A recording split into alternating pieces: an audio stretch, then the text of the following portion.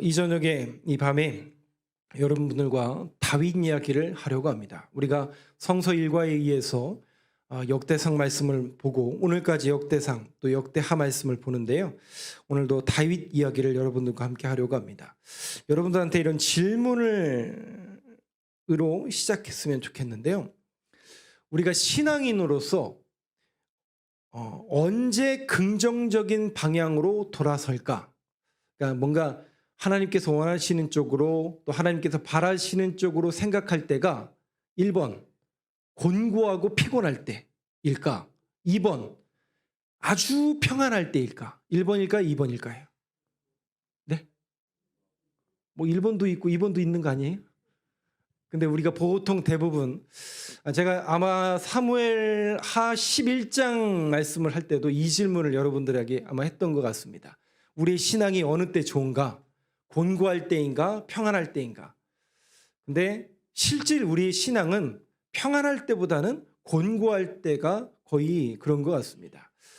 평안함을 누릴 때 보면 안 보이던 게 보이기 시작하고 영적인 것보다는 안목의 정욕이 보이기 시작하죠. 그래서 사무엘 11장에 보면 왕궁에 머물러 있을 때에 뭐가 보여요?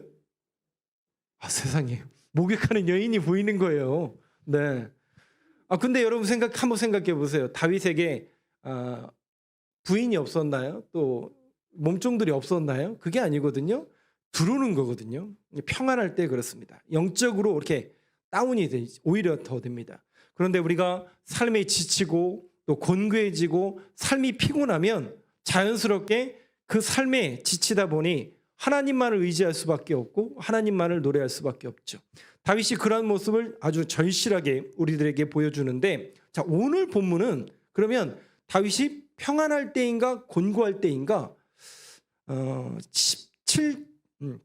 사무엘하 7장 1절을 한번 보시면 어떤 때인가? 평안할 때인가 곤고할 때인가? 1절 말씀 한번 같이 읽겠습니다. 시작. 여호와께서 주의 모든 원수를 무찌르사 왕으로 궁에 평안히 살게 하신 때에. 네, 사무엘하 7장 1절에 보니까요. 여호와께서 주의 모든 원수를 무찌르사 왕으로 궁에 어떨 때요? 평안히 살게 하신 때에. 여호와께서 평안히 살게 하신 때에. 그러면 여러분 이게 왕이 된 이유죠. 쫓겨다닐 때가 아니라 왕이 된 이유죠. 그러니까 여기 본문에 보면 여호와께서 주의 모든 원수를 무찌르사 왕으로 궁에 평안히 살게 하신 때에. 오늘 이 말씀처럼 저와 여러분들에게도 여호와께서 저와 여러분들을 평안히 살게 하신 때가 있을 줄로 믿습니다. 이 말씀 그대로 보면 여호와께서 평안히 살게 하신 때에, 그러니까 다윗의 입장에서 보면 맨날 도망다니고 신음소리 내고 부족하다고 외치고 그랬던 때가 언제인데, 이제 어때요? 살만한 거죠. 그 험난한 시간, 험악했던 시절, 목숨 부지하기 위해서 침을 질질 흘리고 미친 척 해야 되고 어찌할 바 몰라 거짓말해야 되고 이런 방법 저런 방법, 굴로 전전하고 저 엔게디 광야, 마치 미친 사람처럼 막 광야원을 들판을 도망가던 시절이 어느 적인데, 이제 하나님께서 나를 도우셔서 왕궁에 평안히 살게 하신 때. 저는 비록 우리의 삶이 시끄럽고 요란하고 고단하지만 우리가 누리는 그 평안함이 바로 여호와께서 주시는 평안함을 누릴 수 있는 저와 여러분이 되길 간절히 소망합니다. 옆에 분들에게 한번 이렇게 가르쳐 주세요. 여호와께서 평안하게 하실 겁니다. 한번 인사하시죠. 네, 분명히 하나님께서 저와 여러분들의 삶을 평안하게 하실 줄로 믿습니다. 그 은혜를 이 밤에도 구했으면 좋겠고요. 자, 그러면 이때인데 이 말씀이 오늘 본문 말씀의 시기랑 연결이 되는데요. 17장 1절을 한번 보여주시죠. 똑같이 사무엘 하 7장 말씀과 오늘 역대상 17장 1절 말씀과 같이 연결이 되는 것을 볼 수가 있는데 한번 같이 읽어보겠습니다. 시작. 다윗이 여호와의 궁전에 거주할 때에 다윗이 선지자 나단에게 이르되 나는 백항목 궁에 거주하거늘 여호와의 언약궤는 휘장 아래에 있도다. 여러분 말씀을 한번 잘 관찰해 보시면 아까는 하나님께서 궁에 평안히 계실 때 그 단어가 있는데 여기 역대상 17장에는 다윗이 여호와의 궁전에 거주할 때 똑같은 그 시기인데 무슨 일이 벌어지느냐 그 평안함을 주셨을 때에 아까 제가 신앙의 그 좋은 정도는 평안할 때보다 곤고할 때 더 그렇다고 했는데 지금 다윗은 평안할 때죠. 그럼 평안할 때 다윗이 무슨 생각을 하느냐? 자, 이 부분을 한번 여러분 초점을 잡고 한번 보시면 두 번째 줄부터 다윗이 선지자 나단에게 이르되 평안할 때입니다. 나는 백향목 궁에 거주하거늘 여호와의 언약궤는 어디에 있어요? 휘장 아래에 있도다. 성소에 있도다. 자, 이 말씀을 조금 더 우리식으로 리얼하게 표현하면 나는 지금 어마어마하게 좋은 백향목으로 만든 궁전에 살고 있는데 하나님 어디 계시다고요? 세상에 저 천막에 계신다. 그럼 여러분 이게 잘 관찰해 보세요. 문제가 있는 구절 같습니까? 문제가 별로 없는 것처럼 보입니까? 예? 별로 뭐 크게 하자 없죠? 다윗의 신앙이 어떤 것 같으세요, 여러분?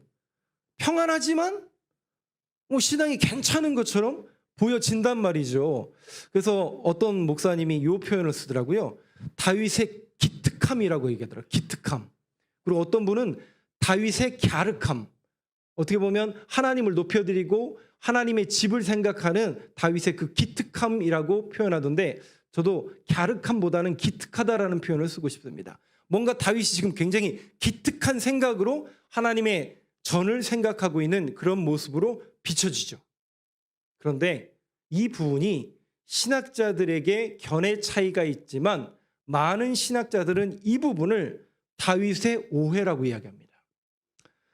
다윗의 기특함, 다윗의 갸륵함으로 표현되는 것처럼 우리가 문맥을 읽으면 읽혀지지만 신학자들은 다윗의 오해라고 해석합니다. 왜 그러냐면 지금 다윗은 하나님의 집, 자신이 하나님 앞에 올려드리고 싶은 마음이 있어요. 그 기특함과 갸륵함은 있지만 그 하나님의 집을 생각하는 그 마음 속에서 이 일을 누구 수준으로 생각하고 있는 거예요?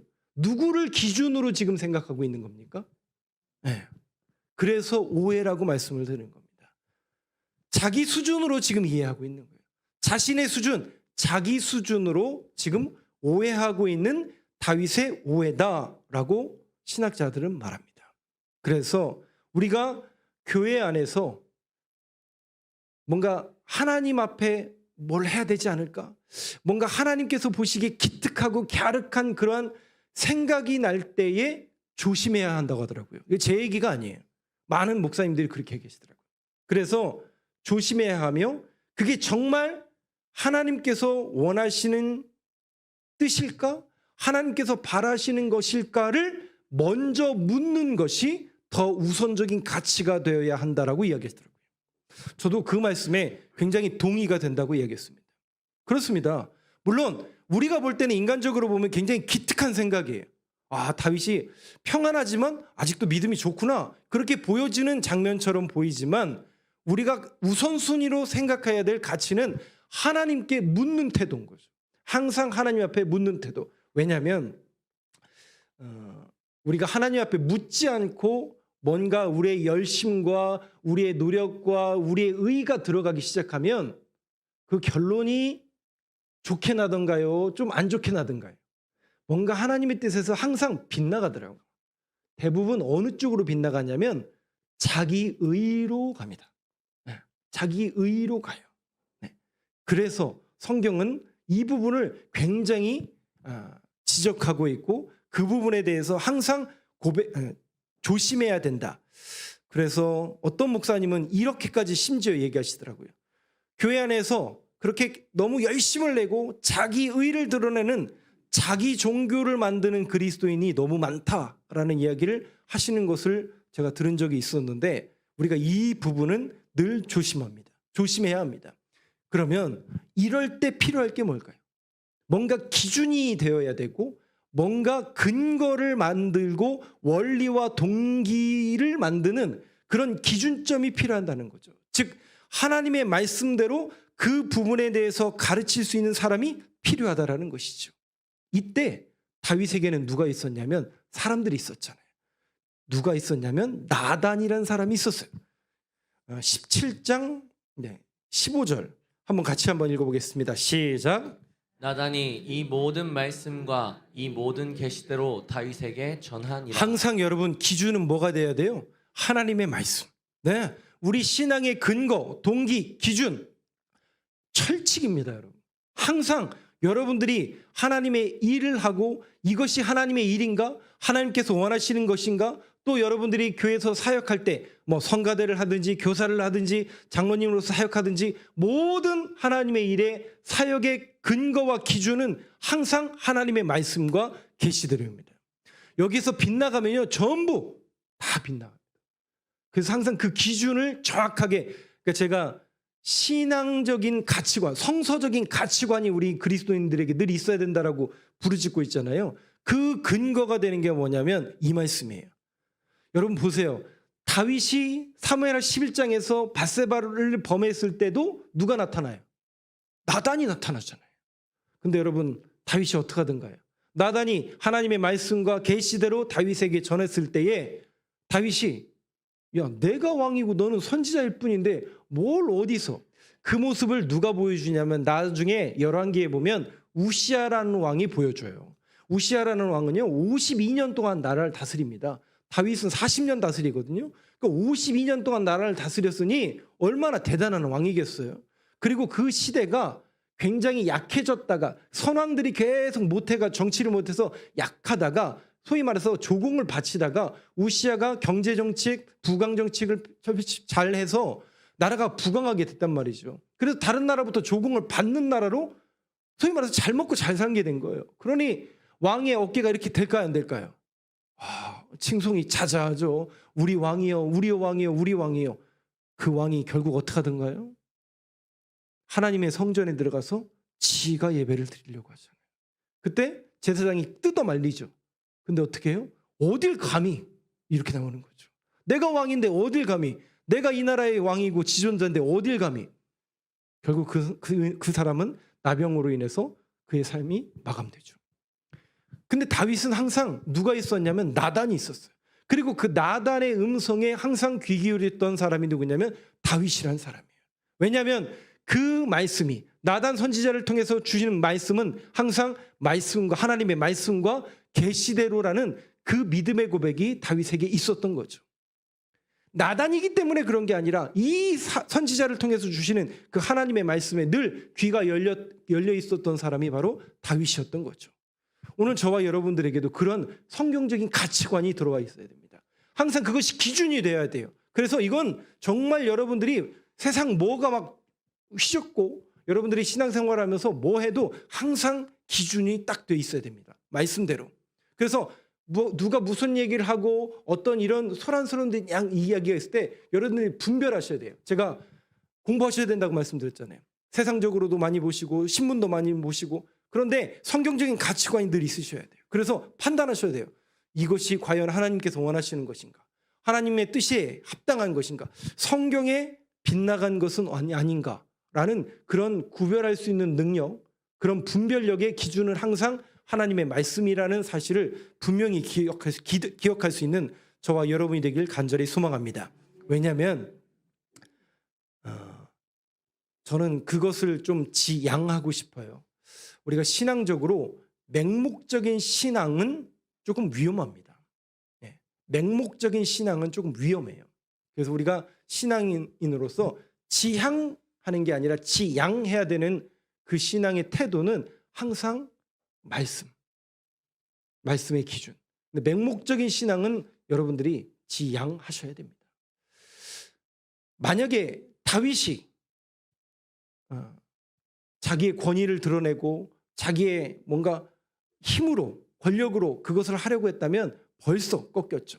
사울왕이 그 모습을 늘 보여줬었고 항상 사울왕의 모습 속에서 그런 교만한 모습을 성경은 계속 지적해내고 있는데, 다행히도 다윗은 항상 하나님의 말씀과 그 말씀을 들을 수 있는 심령이 늘 열려 있었던 그런 모습을 우리에게 보여주고 있는데, 오늘 이 모든 말씀과 이 모든 계시대로 저와 여러분이 오늘도 하나님 말씀을 들려주시고 그 말씀을 붙잡는 인생 살아가게 하여 주옵소서. 그런 믿음의 고백자들로 서는 이 밤 이 시간 저와 여러분의 모습이 되길 간절히 소망합니다. 자, 그러면 나단이 모든 말씀과 모든 계시대로 다윗에게 전했다는데 그 전달한 내용이 오늘 저와 여러분들이 기도 제목으로 삼아야 될 내용인데 3절 말씀 한번 보여주시죠. 3절 4절 말씀 저하고 한 절씩 교독하겠습니다.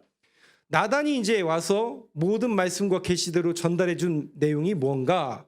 그 밤에 하나님의 말씀이 나단에게 임하여 이르시되 가서 내 종 다윗에게 말하기를 여호와의 말씀이 너는 내게 거할 집을 건축하지 말라. 나단이 여러분 왕의 편에 선다든지 뭔가 왕이 원하는 답을 요구하는 사람이었다면 4절에 있는 말씀처럼 했을까요? 아니 근데 아까 그랬잖아요. 우리가 1절 아까 봤지만 다윗의 생각이 기특한가요? 안 기특한가요? 누가 봐도 기특하다고요. 설득이 되고 합리적으로 보인다고요. 그런데 정확하게 나단은 뭘 지적해요? 하나님의 말씀대로 계시대로. 여러분과 쉽지 않습니다. 이거 여러분도 아시죠? 이거 쉬운 거 하나도 없습니다. 굉장히 어렵습니다. 그런데 그것이 완전히 딱 있어야 돼요. 그러니까 흔들리지 않으셔야 됩니다. 흔들리지 않으셔야 돼요.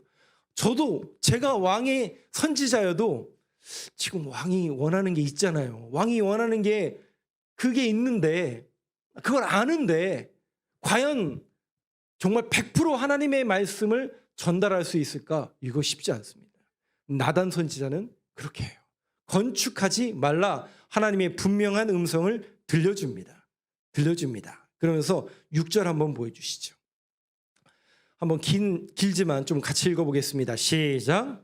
이스라엘 무리와 더불어 가는 모든 곳에서 내가 내 백성을 먹이라고 명령한 이스라엘 어느 사사에게 내가 말하기를 너희가 어찌하여 내 백항목 집을 건축하지 아니하였느냐고 말하였느냐 하고. 하나님께서 왜 집을 이런 지하에 거절하신 이유를 4절, 5절, 6절에 걸쳐서 이야기하고 있는데 6절이 조금 결론입니다. 여기 보니까요. 이스라엘 무리와 더불어 가는 모든 곳에서 내가 내 백성을 먹이라고 명령한 이스라엘 어느 사사에게, 여기 보니까 사사가 나오고 지도자가 나오고 또 제사장이 나옵니다. 그 앞절에는 지도자나 사사나 제사장에게 내가 하나님이 말씀하시기를 내 백향목집을 건축하라고 말한 적이 언제였느냐? 한 번도 없었다라는 거죠. 한 번도 나는 내 집을 건축하라고 지시한 일이 없다라는 것이죠. 그러면서 살짝 여기 역대기 저자는 16장 6절에서 어떤 말씀을 쭉 넣냐면 그러면 주님이 원하시는 건 뭘까? 집을 원하시지는 않지만 그 백성들을 향해서 원하시는 게 있다라고 끼워 넣었어요. 뭘 원하시죠? 문장을 한번 잘 보세요. 하나님이 원하시는 건 뭐예요? 집이 아니래요. 어떤 지도자, 어떤 사사에게든지 나는 집을 지어달라고 한 적은 없다. 그런데 그분의 명령은 뭐였냐면 내가 내 백성을 먹이라고. 뭘 먹이라고요? 백성을 먹이라고. 뭘 먹여야 돼요? 뭘 먹여야 돼요? 신명기 8장 3절 여러분 기억나세요? 사람이 떡으로만 사는 것이 아니요 여호와의 입에서 나오는 모든 말씀으로 사는 줄을 내가 내게 알게 하려 하심이라. 그 하나님의 말씀을 먹이라. 하나님의 말씀을 들으라. 신명기의 말씀이 있잖아요. 그러니까 우리가 예전에 그 영화 있었잖아요. 기억나세요? 웰컴 투 동막골이라는 영화 기억나세요? 거기 보면 북한군하고 그 우리 남한 국군하고 이렇게 같이 이렇게 살잖아요. 근데 거기서 그 마을에 촌장이 있단 말이죠. 그 촌장 말에 막 그 마을이 다 움직이잖아요. 근데 그 북한 대위인가 그 지도자가 되게 신기한 거예요. 왜냐하면 북한에서는 아시죠? 주체사상회에서 이렇게 하는데 거기는 그 촌장 한 말이면 뭐 밥도 해오고 뭐 옥수수 캐오고 고구마도 캐오고 다 한단 말이죠. 그래서 하도 궁금해가지고 그 북한 대장이 그 촌장한테 물어봅니다. 촌장님은 무슨 능력이 있어서 거기 보니까 제가 북한말로 해야 되는데 북한말을 할 줄 몰라가지고 당신의 영도력은 어디서 나오는 겁니까? 이렇게 물어보잖아요. 그 지도력은 어디서 나오는 겁니까? 라고 물었더니 너무 심플하게 그 강원도 사투리로 이야기하시잖아요. 뭘 먹여야지라는 얘기하시잖아요. 뭘 먹여야지. 뭘 먹여야지. 사람은 뭔가 외부로부터 들어오는 것으로 힘을 삼습니다. 그것이 육의 양식이든 영의 양식이든, 즉 성경은 우리에게 계속 말씀하는 건 뭐냐면 영의 양식을 계속 이야기하죠. 우리가 정말 먹어야 될 것, 우리가 늘 입안에서 우리 심령 속에서 늘 되새겨야 할 것은 다른 게 아닙니다. 하나님의 말씀입니다. 그 하나님의 말씀이 저와 여러분들이 주야로 묵상하는 사람으로서 그것이 입에서 심령 속에서 날마다 고백되어지는 저와 여러분이 되길 간절히 소망합니다. 즉 다윗에게 지금 다시 한번 먹이라고, 내 백성을 먹이라고 명령. 그렇습니다. 늘 하나님은 백성들에게 하나님의 말씀을 전달해 주시고 그 말씀을 먹으라고 명령하시는 거죠. 그런데 궁극적으로 왜 이 이야기가 말씀을 먹이라는, 하나님의 말씀을 먹이라는 이 이야기가 다윗이 집 짓는 이야기하고 연결이 될까? 이게 이제 궁극적으로 어디로 내려가는지를 여러분들이 한번 유심히 보시면 말씀을 또 넘겨주세요. 어디로 연결되나? 11절 12절 저하고 교독하겠습니다. 내 생명의 연한이 차서 내가 조상들에게로 돌아가면 내가 내 뒤에 내 씨 곧 내 아들 중 하나를 세우고 그 나라를 견고하게 하려니 그는 나를 위하여 집을 건축할 것이요 나는 그의 왕위를 영원히 견고하게 하리라. 네, 하나님의 말씀을 먹으라. 이 이야기를 지금 다윗에게 한단 말이죠. 다윗은 지금 집 짓는 이야기를 하고 있단 말이죠. 그렇다면 다윗을 통해서 하나님께서 바라시는 건 뭘까? 바로 다윗을 통해서 하나님의 나라가 이 땅에 임하길 원하시죠. 하나님의 왕국, 하나님의 나라가 임하길 하나님께서는 바라고 계세요. 그 하나님의 나라에 백성들이 먹어야 될 것은 하나님의 말씀이라는 거죠. 하나님의 말씀을 먹는 하나님의 백성들이 하나님의 나라의 존재 이유여야 된다는 것이죠. 그러면서 그 다윗의 왕국, 그 다윗의 왕국이 어떻게 연결이 되냐면 11절에 보니까 내 생명의 연한이 차서 내가 조상들에게로 돌아가면 네가 죽으면 그 다음에 누가 왕해? 솔로몬이 왕이 될 거잖아요. 여러분 근데 솔로몬의 그림 속에는 누구의 예표의 그림이 있는 줄 아세요? 솔로몬의 열왕기 저자의 별명이 뭐냐면 여디디야예요. 여디디야. 기억나시죠? 여디디야예요. 그 여디디야라는 이름의 뜻이 내 기뻐하는 자, 내 사랑하는 자라는 뜻이에요. 내 기뻐하는 자, 내 사랑하는 자. 이거 어디서 많이 들어봤는데 기억나세요? 세례 요한이 요단강에서 세례를 베풀 때 하늘이 열리죠. 성령이 비둘기처럼 임할 때 하늘에서 음성이 들리죠. 이는 내 사랑하는 자, 내 기뻐하는 자예요. 누굴 지칭하는 이야기죠? 예수님이죠. 그러니까 여디디야, 솔로몬의 별명이 여디디야인데 그 솔로몬의 이름을 통해서 누구를 예표하고 누구를 지향하고 있냐면 예수 그리스도를 지향하고 있습니다. 그러니까 다윗의 나라, 다윗의 왕국을 통해서 하나님께서 계획하시고 꿈꾸시고 바라시는 소망은 하나님의 나라가 임하기를 원하고 그것은 하나님의 말씀을 먹는 그 백성들이 하나님의 나라로 하나님의 자녀로 세워지기를 원하시는 그 하나님의 뜻이 담겨져 있는데 그 12절에 보니까 그는 나를 위하여 집을 건축할 것이요. 그 솔로몬이 집을 건축할 것이고 나는 그의 왕이 즉 다윗과 솔로몬의 나라를 영원히 견고하게 하리라. 그 소망과 그 믿음의 계획을 지금 누구에게 주시냐면 다윗에게 주시는 거죠. 여러분 이 그림을 한번 잘 보세요. 다윗은 기특한 생각으로 왕궁을 지으려고 했어요. 근데 하나님의 뜻은 뭐였어요? 안 돼 였어요. 안 되었어요. 그러면 우리는 보통 하나님의 뜻이니까 안 될 수 있구나. 거기에서 멈춰지지가 않더라고요. 바로 뭐냐면 그 다윗의 그 계획과 그 왕국에 대한 약속을 통해서 오히려 더 큰 약속을 하나님이 꿈꾸고 계시더라고요. 다윗은 이걸 꿈꾼 적이 없어요. 이 하나님의 나라가 임할 거라는 생각도 하지 못했어요. 자신의 자녀를 통해서 예수 그리스도를 예표하는 그림인지도 몰랐어요. 그런데 하나님은 계속해서 다윗을 통해서 이 언약과 말씀을 통해서 더 큰 나라, 하나님의 제사장 나라를 꿈꾸고 계획하고 있다라는 그 약속을 계속해서 누구에게 심어주냐면 다윗에게 심어주는 거죠. 마찬가지로 저와 여러분들에게도 하나님께서 바라시고 우리 교회 또 저와 여러분들의 삶 속에서도 바라는 소망이 있죠. 또 우리가 바라는 열망과 기도의 제목들이 이 밤에 다 있으시잖아요. 그런데 중요한 게 뭐냐? 먼저는 하나님의 뜻입니다. 그리고 그분의 나라예요. 그리고 우리의 소원을 하나님 앞에 올려드릴 수 있는 저와 여러분이 되길 간절히 소망합니다. 더 놀라운 사실은 뭐냐면요. 내가 꿈꾸는 것보다 내가 바라는 것보다 하나님은 더 큰 나라를 계획하고 계세요. 전혀 생각지도 못했어요. 다윗은요. 전혀 꿈꾸지도 못했어요. 그런데 하나님은 그거보다 더 큰 계획을 꿈꾸게 하시고 바라보게 하시고 하나님의 일을 이루고 계시는 하나님의 그 약속의 크기를 느낄 수 있는 저와 여러분들의 말씀이 되길 간절히 소망합니다. 자, 마지막인데 그렇다면 그때 다윗이 이렇게 기도합니다. 이런 꿈과 소망을 하나님께서 계획과 비전을 나단 선지자를 통해서 전달해 주시니까 16절인가요? 예. 16절, 17절도 있죠. 예. 16절 말씀 제가 읽겠습니다. 다윗 왕이 여호와 앞에 들어가 앉아서 그 꿈과 비전과 크기를 보여주니까 다윗이 어찌 보면 몸둘 바를 모르는 거죠. 다윗은 자신의 어찌 보면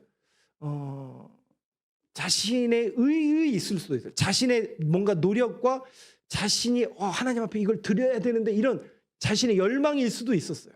자기의 의의일 수도 있었어요. 그런데 하나님은 그것을 오히려 더 바꿔서 하나님의 나라, 하나님의 큰 계획을 다윗에게 보여주셨단 말이죠. 그때 다윗이 하나님 앞에 들어가서 이렇게 기도합니다.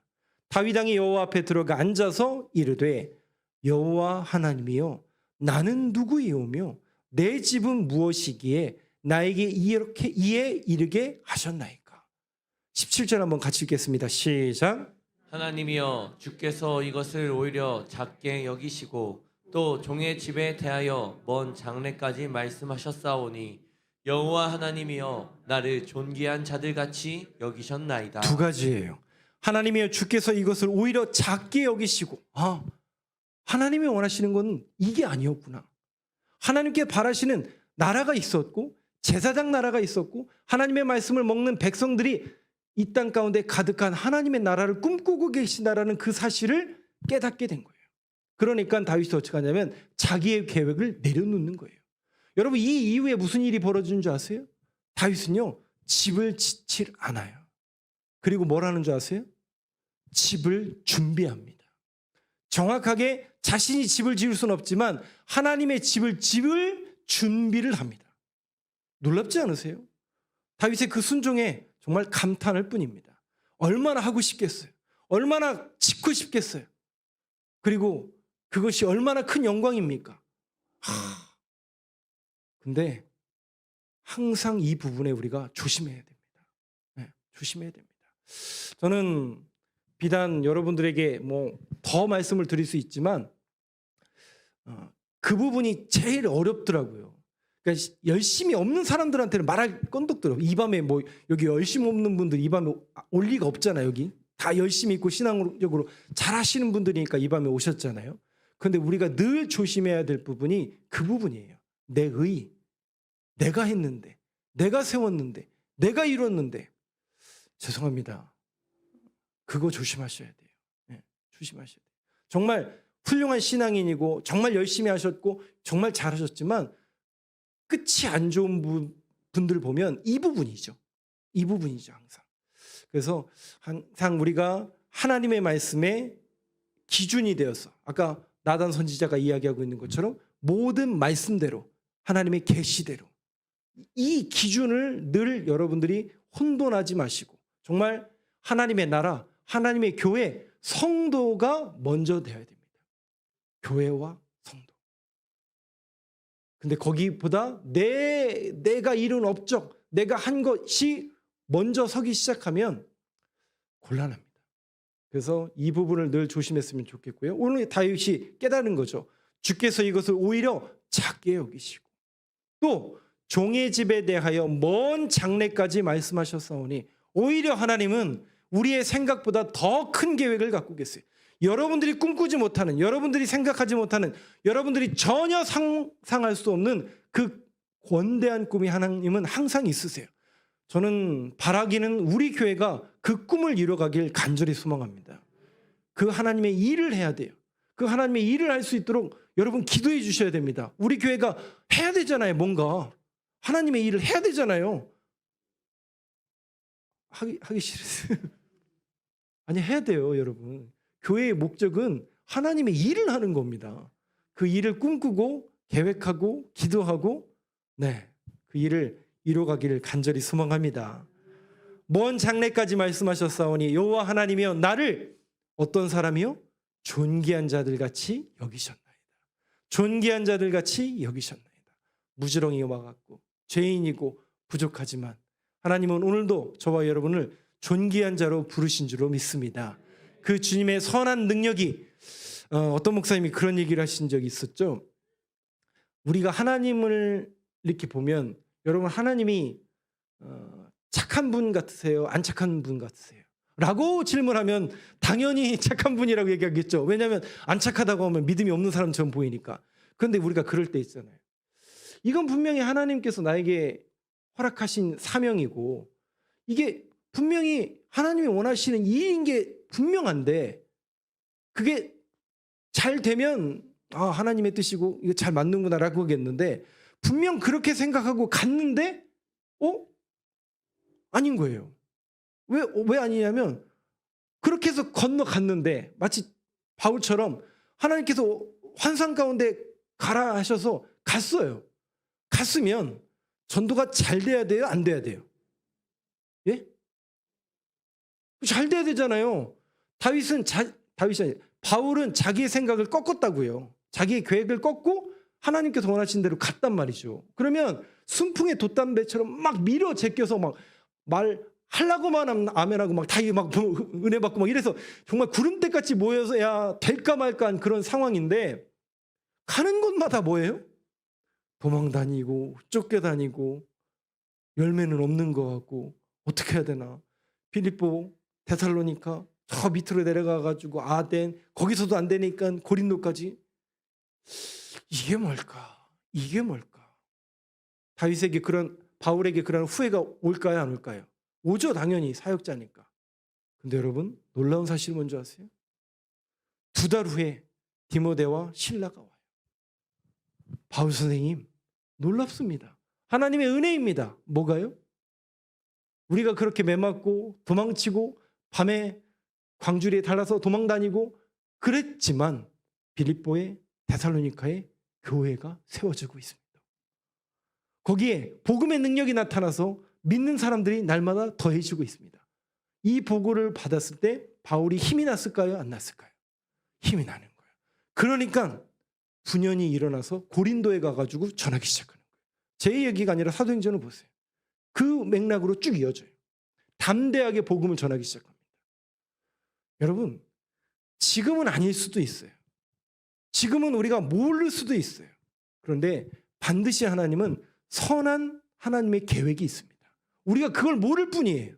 그러나 하나님은 반드시 하나님의 교회와 하나님의 일, 저와 여러분들의 인생 속에서 선한 하나님의 계획을 꿈꾸고 계시다라는 사실을 여러분들이 알고 깨닫게 되길 간절히 소망합니다. 그 하나님의 선한 계획을 알게 하시고 그 하나님의 선한 능력이 오늘도 저와 여러분들을 붙들어 주시길 간절히 소망합니다. 오늘도 그 주님의 선한 손을 붙들며 나를 붙잡아 주옵소서. 그런 믿음의 고백으로 나아가는 저와 여러분 기도와 간구가 되길 간절히 소망합니다.